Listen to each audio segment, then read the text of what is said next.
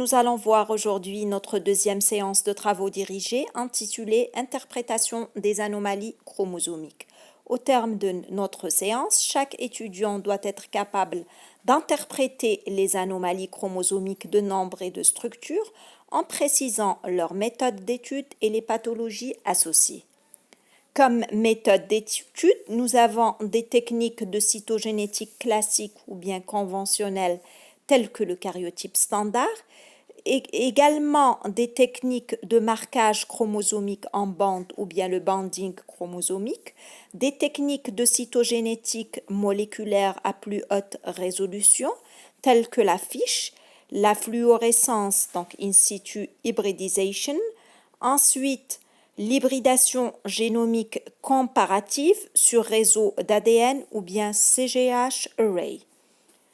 On va commencer par la cytogénétique classique. Le karyotype standard, on avait vu la dernière fois la technique réalisée sur des lymphocytes sanguins circulants. Ce qu'il faut savoir, c'est que le karyotype peut se réaliser également au cours d'un diagnostic prénatal, c'est-à-dire avant la naissance, sur du liquide amniotique par amniosynthèse, sur des villosités choriales par choriosynthèse ou même sur le cordon ombilical par chordosynthèse. On peut également effectuer un karyotype sur des fibroblastes en faisant la culture des fibroblastes obtenus par biopsie cutanée. On peut également faire le karyotype donc des gamètes spermatozoïdes par biopsie testiculaire. Maintenant, les techniques de marquage en bande ou bien le banding. On va commencer par le marquage en bande G ou bien par le JMSA.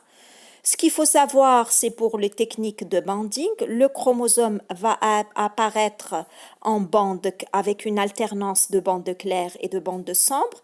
Dans le banding G, on utilise de la trypsine, on effectue une digestion enzymatique par la trypsine. Ensuite, on colore par le JMSA. Les bandes G, les régions colorées par le JMSA, vont apparaître foncées. C'est des régions qui sont riches en bases azotées, adénine et thymine.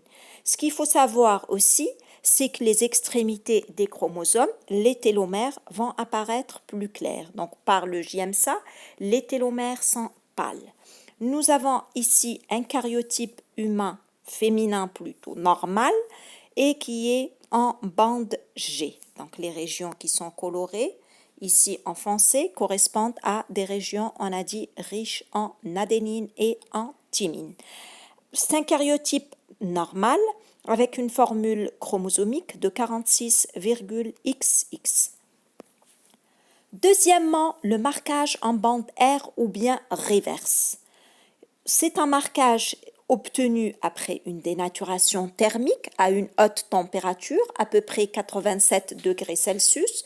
Les bandes qui sont colorées par la suite par le JMSA, c'est l'inverse des bandes G. Donc tout ce qui était enfoncé par les bandes G vont apparaître clairs par les bandes R. Donc les régions qui sont colorées sont des régions qui sont riches en bases azotées, cytosine et guanine, et les télomères vont apparaître foncés. Nous avons ici un karyotype, nous montrons donc un karyotype féminin, normal et en bande R.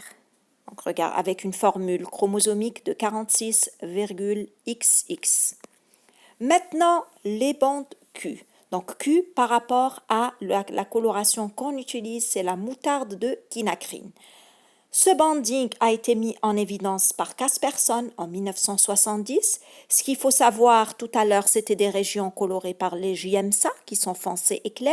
Ici, c'est des bandes qui sont fluorescentes qui vont apparaître sur les chromosomes.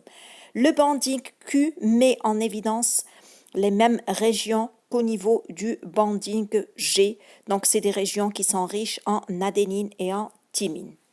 Ce qu'il faut savoir ici, qu'on utilise l'observation, elle se fait en lumière ultraviolette. Maintenant, le banding C. Donc, on peut mettre en évidence les centromères en utilisant les bandes C. Lorsqu'on veut étudier les télomères, on utilise les bandes T. Maintenant, les techniques de cytogénétique moléculaire, donc c'est des techniques de plus haute résolution. Ils permettent donc de mettre en évidence tout ce qu'on ne voit pas par le karyotype standard. Cette technique qui est la fiche, on utilise des centres spécifiques et c'est des centres qui sont marquées par un fluorochrome, donc elles ont une couleur spécifique et ces centres vont s'hybrider avec l'ADN qu'on veut étudier. Donc, on a le principe de cette technique, donc l'ADN cible cellulaire, la dénaturation par la température thermique, ensuite l'ADN, la sonde qu'on a utilisée qui est marquée par R par le fluorochrome, la couleur. Ensuite, elle va s'hybrider avec notre ADN cible et là, on pourra mettre en évidence donc, cet ADN pour rechercher donc, des remaniements. Nous avons ici des photographies qui mettent en évidence l'exploration du chromosome par la fiche. Premièrement, donc, les fiches qui mettent en évidence un chromosome spécifique, c'est pour rechercher les anomalies de nombre, pour compter le nombre des chromosomes. Regardez ici en vert, il est marqué en vert le chromosome 13, nous avons 2 exemplaires. Et pour le chromosome 21 qui est en rose, nous avons 3 exemplaires. Donc c'est une trisomie 21. Deuxièmement, donc on peut mettre en évidence plusieurs régions au niveau d'un chromosome. C'est la fiche qui met en évidence le chromosome sous forme de peinture chromosomique. Elle met en évidence donc des remaniements, des anomalies de structure. Ensuite, pour mettre en évidence des plus petits remaniements, des micro-remaniements, on utilise des fiches pour chercher des locus spécifiques. Donc on a ici ce qu'il faut savoir tout à l'heure pour le karyotype, il ne se réalise qu'en métaphase généralement.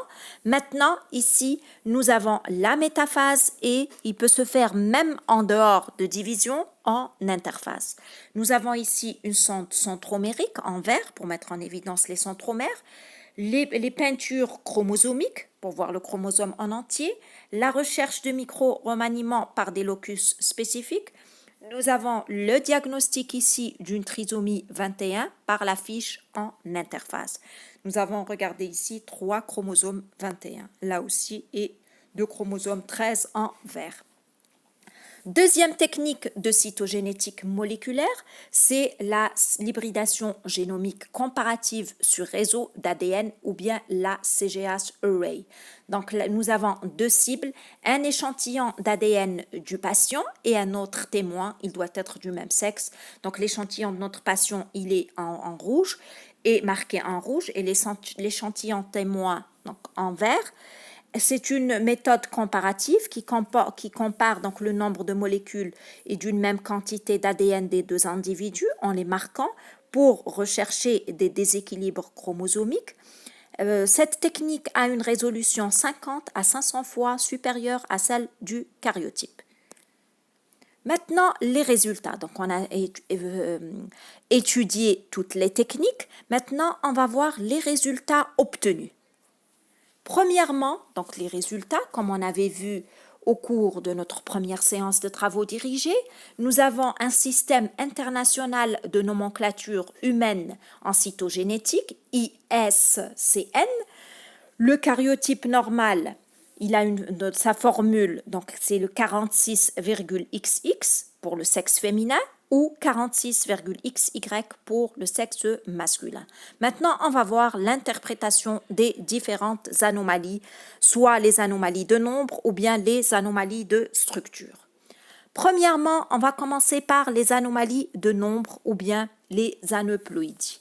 On va voir la triploïdie qui est un multiple du nombre chromosomique normal, 23 puissance 3. Nous avons 69 chromosomes, donc 69,XXX ou bien 69,XXY ou bien 69,XYY. Cette triploïdie est une anomalie commune à la conception, mais généralement les embryons ou bien ces fœtus triploïdes n'arrivent pas à terme. Donc ça va se résoudre par une fausse couche. Et même s'ils arrivent à terme, leur survie est très limitée. Nous avons ici un karyotype donc, féminin en bande R, donc c'est le banding, et qui met en évidence une triploïdie. Chaque chromosome est présent en triple exemplaire, même le chromosome X, donc 69,XXX de formule chromosomique. Maintenant, d'autres aneuploïdies, c'est les trisomies. Donc les trisomies autosomiques, qui sont les plus compatibles avec la vie. Où est-ce qu'on va retrouver ces trisomies? Elles sont rencontrées généralement dans les produits de fausse couche précoce. Seules les trisomies 13, 18 et 21 peuvent arriver à terme. On va commencer par la trisomie 21 ou bien le syndrome de Down. Donc nous avons un karyotype qui est avec une formule chromosomique de 47, donc ici XY, c'est un karyotype masculin, virgule, donc XY, plus le chromosome 21. Donc ici, le chromosome 21 est présent en triple exemplaire. Deuxièmement, donc la trisomie 18. Donc nous avons une formule chromosomique de 47,XY plus 18. Nous avons le chromosome 18 qui est présent en triple exemplaire. Maintenant, les aneuploïdies ou bien les anomalies lorsqu'elles touchent les autosomes. Comme exemple, on va voir le syndrome de Turner. Ici, c'est en bande R. Donc, nous avons 45 plutôt chromosomes au total avec la présence d'un seul chromosome X. Nous avons une formule chromosomique de 45, donc X0. Maintenant, les anomalies de structure. Donc, ça va toucher la structure des chromosomes. Pas comme anomalie de structure, donc elles peuvent toucher soit le bras court qui est le bras P, ou bien le bras long, le bras Q. Donc, et c'est démontré par des régions. Premièrement, le numéro de la région, ensuite le numéro de la bande, ensuite même on peut arriver à la sous-bande. Premièrement, nous avons les délétions. Donc, c'est quoi une délétion? La délétion, c'est une perte ou bien une cassure qui va survenir à un point précis au niveau d'un chromosome. Donc, c'est une perte ou bien une cassure qui survient au niveau d'un endroit, donc précis au niveau d'un chromosome. Et comme exemple, nous avons regardé ici 45,XY5P. Donc, c'est une perte qui s'est faite au niveau du bras. Donc, moins, ça veut dire qu'il y a un fragment qui est délété. Et là, la perte, elle s'est faite au niveau du bras court du chromosome 5. Donc, le bras court du chromosome 5 qui a été perdu ici. C'est ce qu'on appelle donc, le bras court du chromosome 5 qui est anormalement donc, court. Et c'est ce qu'on appelle le syndrome du cri du chat.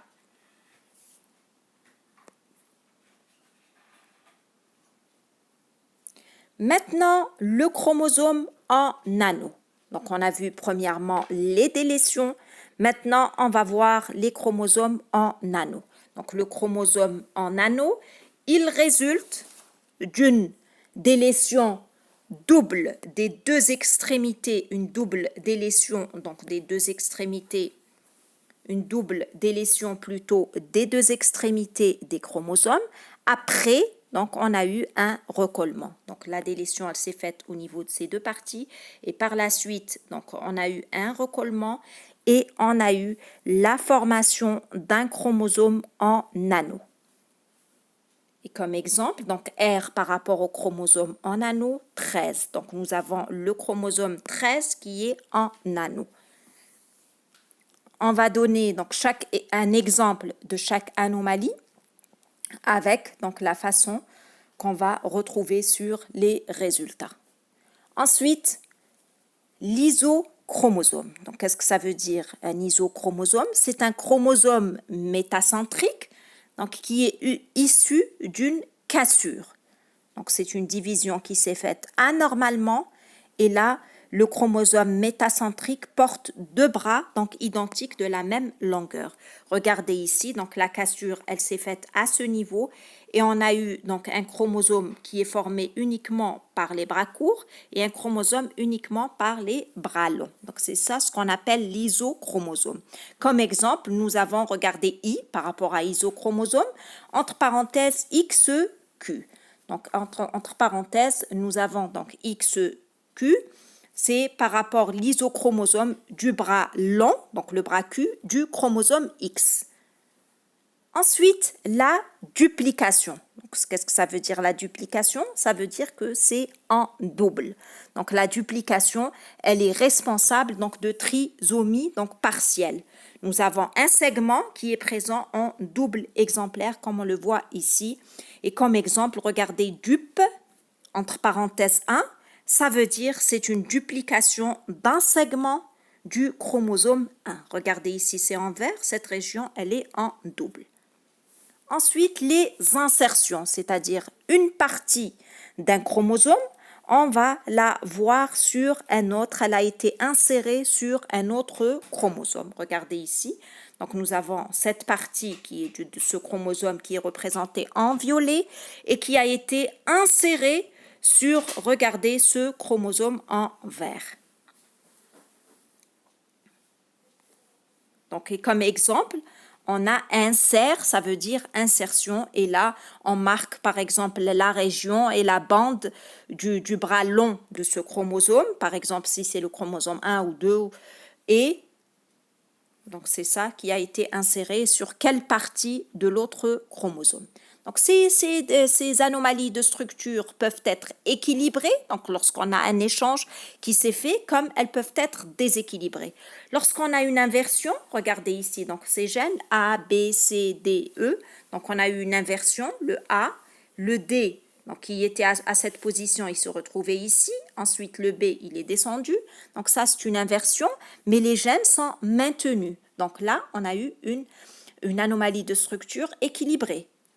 Là aussi, lorsqu'on a un échange réciproque entre deux chromosomes qui ne sont pas homologues, donc c'est une anomalie qui est équilibrée. Mais là, les anomalies déséquilibrées, lorsqu'on a regardé un segment qui est dupliqué, donc nous avons donc les gènes qui sont en double, un autre, donc des gènes qui ont été insérés anormalement sur un chromosome. L'isochromosome, ça veut dire que c'est un chromosome, on avait dit, qui est formé donc par deux bras de la même nature. Ça veut dire que les bras courts, le plus souvent, ont été perdus. Donc ça, c'est des anomalies qui sont déséquilibrées. Maintenant, la translocation. Donc la translocation, c'est un transfert de segments chromosomiques. Donc, c'est des segments chromosomiques qui vont être transférés. C'est un échange. Nous avons deux types de translocation. La translocation réciproque, qui est, comme on la voit ici, c'est un échange entre deux chromosomes qui sont non homologues. Les chromosomes homologues, c'est des chromosomes qui appartiennent à la même paire. Donc, un échange entre deux chromosomes non homologues survenu après cassure donc, et recollement.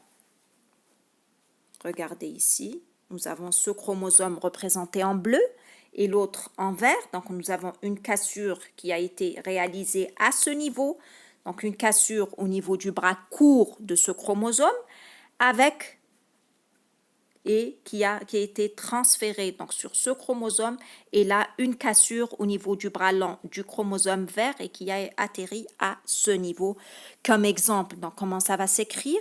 Comme exemple, nous avons la translocation entre les deux chromosomes 2 et 5. Pour le chromosome 2, donc c'est le bras long, donc qui est le bras Q au niveau de la région 2 et la bande 1. Et pour le chromosome 5, donc c'est toujours le bras long, donc le bras Q, avec la région 3 et la bande 1. Maintenant, la translocation robertsonienne. Donc la translocation robertsonienne, elle touche les chromosomes acrocentriques généralement. Donc regardez, nous avons une cassure qui s'est faite ici au niveau du centromère.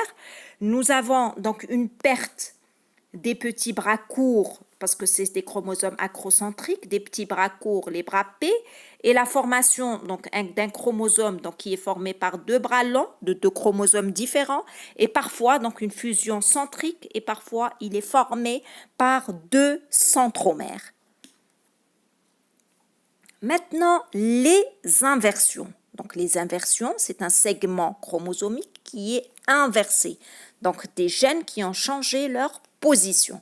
Donc cette inversion, elle peut être paracentrique, donc elle résulte de l'inversion, comme on la voit ici, d'un segment chromosomique situé sur le même bras, ici c'est sur le bras P, le bras court, ou bien elle peut être péricentrique, c'est-à-dire qu'elle résulte de deux cassures sur les deux bras, de part et d'autre du centromère, suivi donc d'un recollement avec une rotation de 180 degrés, comme on le voit ici. Donc, cassure à ce niveau, plus rotation.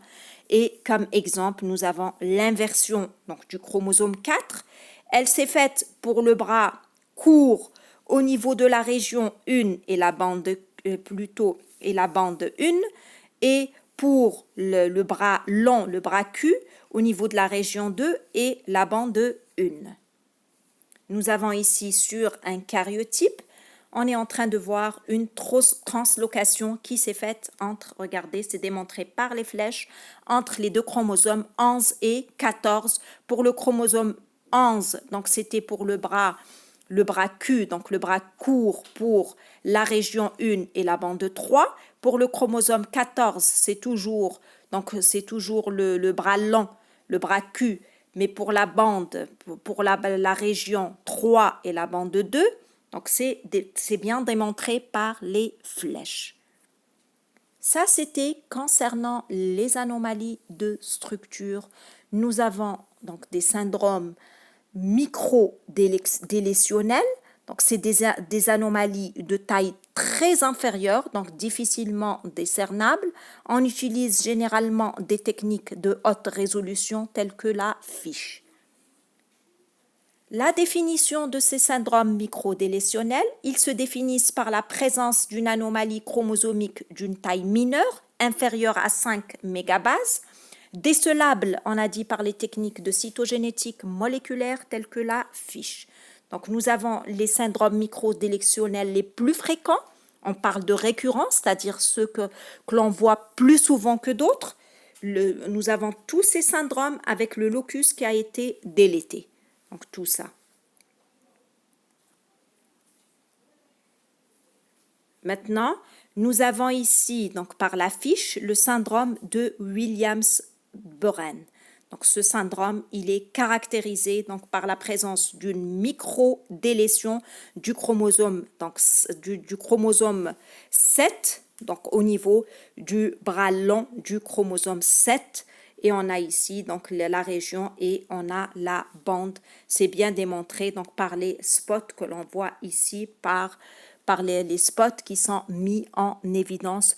Généralement, au niveau de ces syndromes microdélétionnels, ils associent un retard mental, une dysmorphie faciale, avec des malformations d'organes. Nous avons également des troubles de comportement. Donc, c'est des microdélétions qui sont non visibles par les techniques de karyotype standard. Et je vous remercie.